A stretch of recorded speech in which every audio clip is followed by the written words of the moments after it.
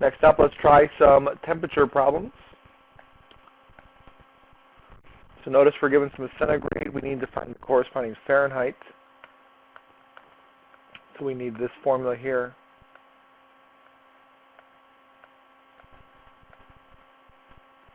So for the low, actually let's start with the high.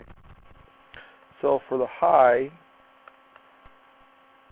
we're going to put in 20 in for C.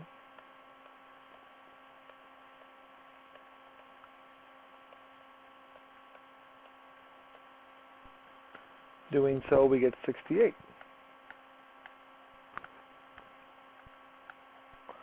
So 20 degrees Celsius is the same as 68 degrees Fahrenheit. And similarly for the low, we're going to put in 11 in for C. This one will not be a pretty number.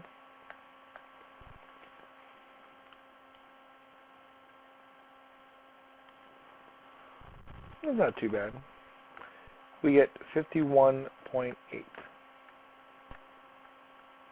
degrees Fahrenheit. But in the next one, we're going to go the other way. So to go the other way, we need this formula. So to figure out what the corresponding Celsius temperature is when F is 98.6, we're going to put in 98.6 in for F.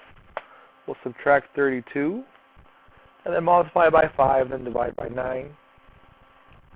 You get 37 degrees, large print edition, degrees Celsius. That's it. That's the conversion between Fahrenheit and Celsius, and Celsius and Fahrenheit. It's a linear relationship. It's actually not that bad. Mars may reach around negative 225 degrees Fahrenheit at its poles. Sounds lovely. Be a great place for a summer home. What is this in kelvins? Okay. So we're going to go from Fahrenheit to Celsius, and then go from Celsius to Kelvin. We're going to go from Fahrenheit to Celsius. We're going to do that by using this formula.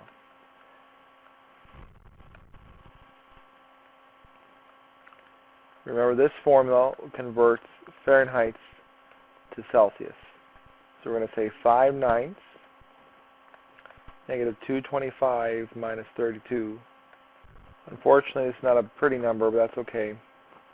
For our purposes, I got negative 142.78. Okay. And then remember, we have this formula that relates Kelvin and Celsius. K is equal to C plus 273.15.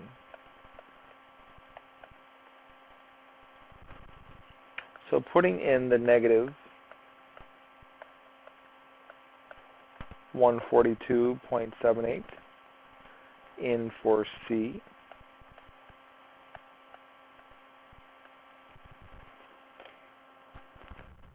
and adding the 273.15,